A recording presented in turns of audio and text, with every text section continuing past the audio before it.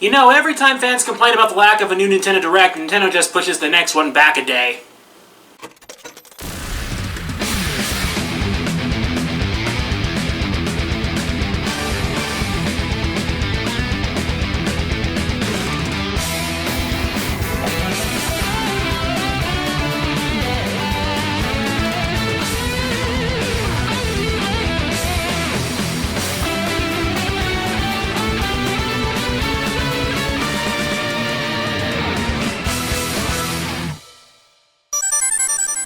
Let's go back to about a year ago. In this next entry of this iconic series, Tetris! Standing wins. Tetris Battle Royale. 99. I was kidding. What?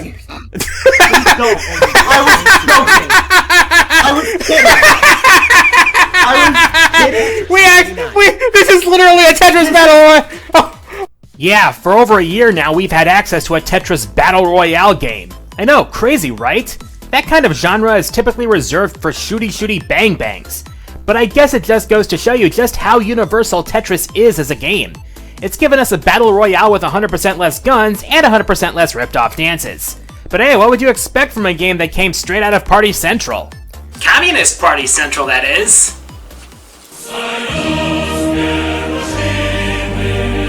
But in all seriousness, Alexei Payetnov's little game that was used to test the capabilities of new computer hardware has become a cornerstone in video game history. Its simple and addictive gameplay have made it easily one of the most recognizable games of all time. It's literally esports at this point. Seriously, the classic Tetris World Championships is hype as shit. Boom, Tetris for Jeff. Not to mention it's one of the most widespread games ever. You can find the game for pretty much every system there is, regardless of whether or not the platform is meant to play games. Seriously, you can play it on a graphing calculator. Now, parents, don't take this as a reason to spy on your kids when they're doing their math homework. Now, of course, this extends to the arcade, and different developers have taken different approaches to the game. So I'm going to take a look at several Tetris arcade games and see just how things have changed with something that's pretty hard to mess up. Unless you're Ubisoft.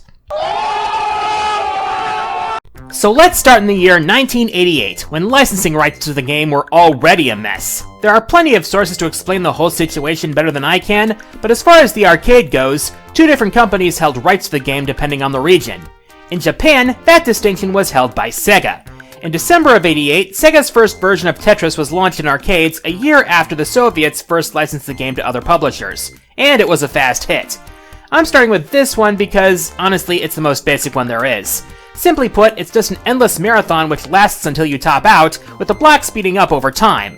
Being one of the first games to bear the name, it lacked the features of modern games like hard drops and wall kicks, and in fact, you can only rotate pieces in a single direction. However, the cabinet had 3 rotate buttons that could be tapped in rapid succession to simulate a rotation in the other direction. Furthermore, some of the key mechanics of later games were introduced in this version, including delayed auto-shift, delay of locking upon a piece hitting the ground, spawn delay, and processing rotation and movement before gravity kicks in. Strangely, for some godforsaken reason, there's a hard ceiling which prevents you from rotating a piece if it would bump into that ceiling. Granted, it's realistic, but, well, this is Tetris, the kind of game where realism isn't exactly welcome. This one also had something unexpected. As it turns out, the pattern of tetriminos in the first game played after booting up the console was the same. Every single time. Speedrunners caught on to this pattern and devised strategies to max out the score in record times. Seriously, give speedrunners enough time and they'll cut it in half. It's free real estate. Sega also released a couple of variations of Tetris as well. The first was Flashpoint in 1989, when the objective was to clear of the flashing blocks. The other was called Block Seed, released in 1990, which featured occasional garbage, power-up blocks, and a versus mode. Meanwhile, here in America, the arcade rights to Tetris were in the hands of Atari, whose variation on Tetris was quite different from Sega's. I actually remember seeing this version as a kid on a family vacation to Great America. I miss my childhood. So the basic rules are the same, but the aesthetic and game flow are decidedly different. First off, Atari went in with presenting the game in Russian style, not just in appearance, but in including 8-bit versions of old Russian folk songs, including Kalinka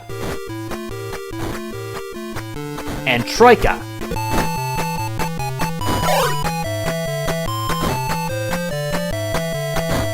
The iconic Korobeniki, however, was not a part of this OST. Thank Nintendo for that song's historic value to the series.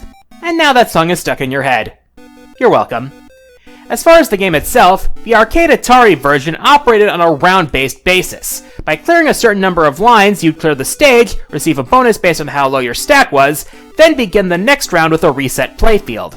I say reset instead of clean because starting with the 4th stage, the game would start throwing some gimmicks at you, starting with a layout of blocks on the field, then progressing to adding random blocks every so often, then moving to full-on garbage lines. The result is this strange rainbow meter which gradually filled as you cleared lines. This would actually affect the value of a tetrimino being set.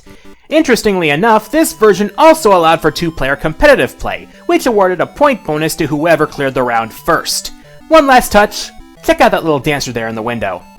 Funny enough, Tengen, the console game developers that spun off from Atari, made their own Tetris arcade game, referred to as Versus Tetris, for Nintendo's Versus Unisystem arcade platform.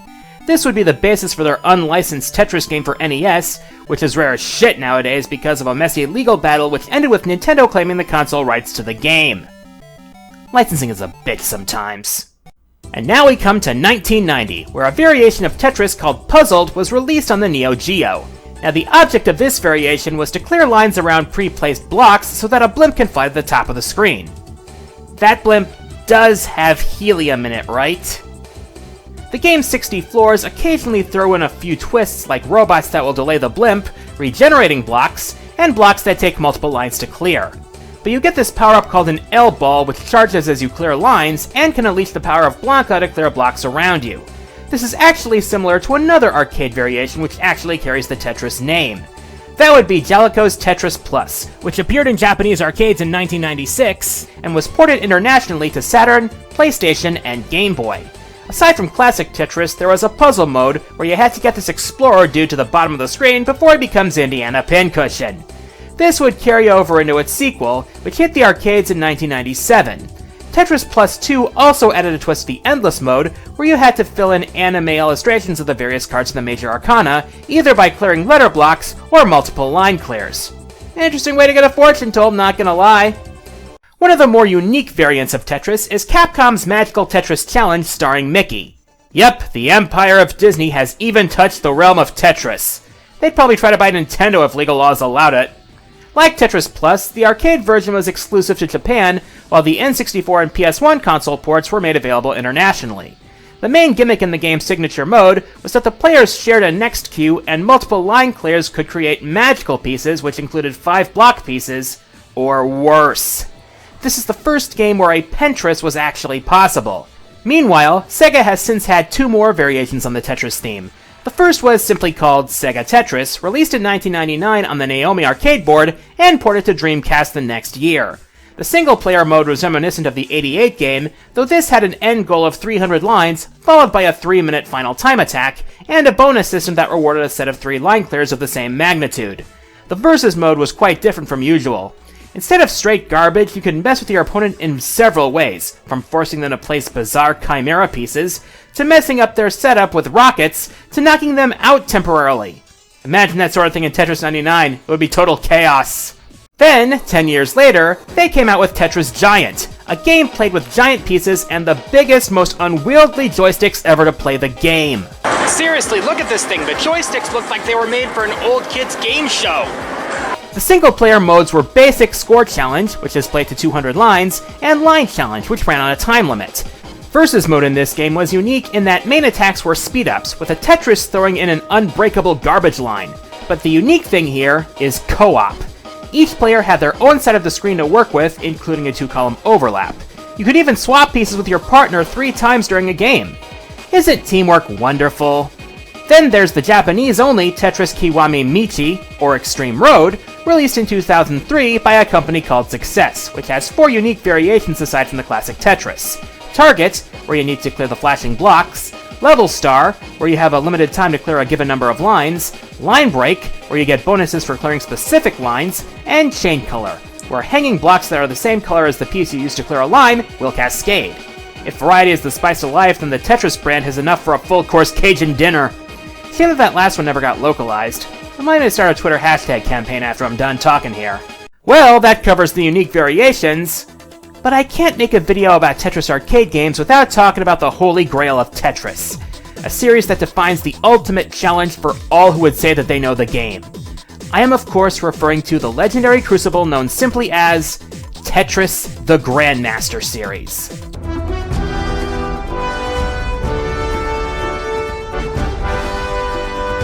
The Grandmaster series was a special series of games that were designed with speedrunners in mind, having taken cues from both Sega's '88 Tetris game and a fan-made game for the Sharp X68000 computer. The first game was released to Japanese arcades in 1998, being published by Capcom. TGM1, as well as the other TGM games, were developed by Eureka, the developers of the Street Fighter EX games and their successor, Fighting EX Lair. Want to know what else they developed? Tetris 99! These guys must get off on demanding the reflexes of a squirrel on caffeine. On the surface, this is a basic Tetris game. Drop blocks, clear lines, score points, bingo, bango, bucks in 6. Here's the thing though. A level is added to the player's count with every block dropped and every line cleared. Every 100th level, along with the final level 999, could only be reached with a line clear, however. The gravity would change at intervals, increasing until level 200, then resetting, increasing again until level 400, then decreasing slightly at level 420 and 450, until you reach level 500, when the gravity becomes instant, forcing a player to exploit the delay before a piece is locked in order to move pieces. There were also two other gameplay features that assisted players. One was the initial rotation system, or IRS, which allowed you to affect a piece's initial rotation by holding the button. Another was the temporary landing system, or TLS, which is a fancy name for ghost piece. Another feature that helped was in the sound effect that indicated the next piece. These would come in handy for players who sought the ultimate honor in this game. You see, the Grandmaster series is known among speedrunners for its grading system. As your score increased, you would achieve a higher grade, starting at grade 9 and progressing to 1, then S1 through S9. But to achieve the coveted Grandmaster rank, you needed to do more. You needed to reach level 300 and grade 1 in under 4 minutes 15, level 500 and grade S4 within 7.5 minutes, and level 999 with 126,000 points in under 13.5 minutes. As of August 2009, the world record was 8 minute 54.85, set by a player known as 777. Just thinking about it is enough to give me whiplash. And that was just the first one. In 2000, Eureka developed Tetris the Absolute, the Grandmaster 2, under the publishing of Saikyo, with an upgraded Plus version released 2 months later. Here were some of the changes that were made in this one. First off, a non-locking variation of hard drop called Sonic Drop was implemented to improve low-gravity gameplay. Next was the addition of a few modes. Normal mode was an easier mode played to level 300, which was more accessible to filthy casuals, with items given to a player at levels 100 and 200. The standard mode became Master Mode, more on that later. TGM Plus mode, obviously in the Plus version, challenged players to dig their way through garbage to achieve level 999. TA Death, also Plus exclusive, challenged players to the insanity of infinite gravity right from the get-go. The only grades in this mode were Master and Grandmaster. To achieve the Master rank in this mode, you needed to get to level 500 in under 325, otherwise you were done. If you survived to level 999, you'd get the GM rank no questions asked. Trust me, people earned that rank. The most interesting mode here, however, was doubles. Remember that co-op mode in Tetris Giant? Think that, but with standard-sized pieces and a standard height well. In order to win, both players had to reach level 300. Not as easy as it sounds, especially since once the first player finished, the other player would need to continue with infinite gravity right from there. Yeah, not a good idea to rush things, huh? So how did Master Mode change? For one thing, once you hit a certain point, the various delays would speed up, from clearing lines to spawning pieces to even the locking of pieces once they hit the ground, meaning your brain would have to be in overdrive to keep up with everything.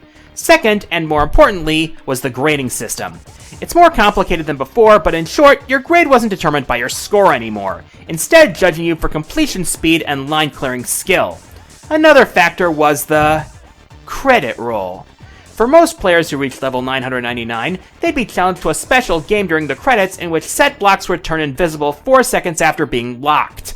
Surviving until the end would result in a special indicator. If you were really good and managed to earn at least an M rank, you'd be playing invisible Tetris to the credits. Earning the Grandmaster rank required surviving this ridiculous challenge. You'd need the memory of an elephant to handle this! But Eureka wasn't done yet. 5 years later, Taito published Arika's final game of the trilogy, Tetris the Grandmaster 3 Ultra Instinct. Terror Instinct. Seriously though, you'd need Ultra Instinct to master this game, particularly in Master Mode and Shirase Mode. I'll get to that shortly. The first thing of note is that this game had a choice between Classic Rule and World Rule, which affected some of the rules of the game, including the rotation of pieces. This is because in 2001, a set of international standards was established for Tetris games known as the Tetris Guideline that official Tetris games had to follow. This had more of an effect on the game than one might initially think. So Classic Rule maintained the standards of the previous Grandmaster games, and World Rule followed the guideline, with the exception that both modes had hold pieces and a 3-long next queue. So for modes, we have Easy Mode, which was played to level 200 and rewarded lines with fireworks like it was the 4th of July. Then there's Sakura Mode, which was a time trial which played like Flashpoint, and Arika's own Tetris crossover with Cardcaptor Sakura. Here, players had to clear a series of stages by destroying the jewel blocks within a time limit. There was both a level time limit and an overall time limit, so you had to be smart and quick to finish this one. Shirase Mode was an amped up version of the previous game's TA Death Mode, with obstacles like garbage and faster delay values. This mode ended at level 500 or 1000 if you weren't fast enough, but the maximum level was actually 1300. If you were fast enough to surpass level 1000, the blocks would turn monochrome. But the biggest changes were to the grading in Master Mode. There are 3 factors that go into determining a game grade. The first was a similar system to the previous game. The second was time-based per section. If you clear the first 70 lines of a section of 100 fast enough, the word cool would appear. Conversely, if you took too long to complete a section, regret would appear. The final factor was the staff roll. If you got all 9 section cools and the equivalent of an S7 grade, you'd get the invisible roll. Otherwise, it was the disappearing roll. Your performance there would affect your final grade. Now, at the core of this change was in the fact that the game stored user accounts. This was because the game actually kept track of your qualified class. At times, if a player consistently played at the level of a higher grade, they could receive a promotional exam. Passing that exam by achieving at least the given rank in the following game would give you that rank as your qualified class. To be eligible, you have to have the average of your 2nd, 3rd, and 4th best performances out of your last 7 games be higher than your current class. This promotional exam system is the only way someone can initially achieve the Grandmaster rank. To even get the chance, you have to achieve Master M rank, then 4 of your last 7 games have to be GM worthy, then you have to play the exam to Grandmaster level, clear enough lines in the staff roll, and survive. Only then can one achieve the pinnacle of the game. Since the game's release in 2005, only 12 players have achieved this feat in Classic Rule and 13 in World Rule, with 10 of those people accomplishing both. I've won over 30 games of Tetris 99, but accomplishing something like this? It would take the kind of dedication and training that only comes with devoting your life to the game. I hope those people have been taking good care of themselves. Oh, by the way, there was going to be a 4th one of these monsters. In 2009, Tetris the Grandmaster 4, The Masters of Round, was unveiled at Sega's Amusement Machine Show, with 4 modes being Worlds, which was basically Master Mode, Rounds, which was the evolution of Shirase, an unknown mode called Kamui, and Konoha, which was a game with bigger pieces. However, the game never got released, probably due to issues with agreements with both publishers and the Tetris Company.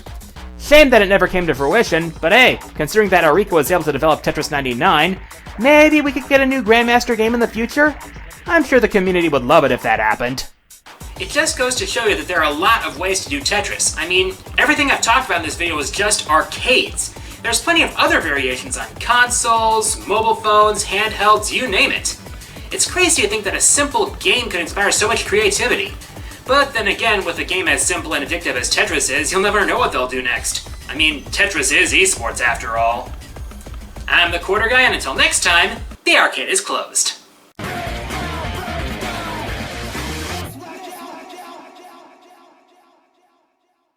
You know, I got a funny story to share. Something happened to me last Thursday when I was driving home. I had a couple miles to go. I looked up and saw a glowing orange object in the sky, to the east. It was moving very irregularly. Suddenly, there was intense light all around me, and when I came to, I was home. What do you think happened to me? Next time, Top 10 Video Game Mindfucks! It's game time!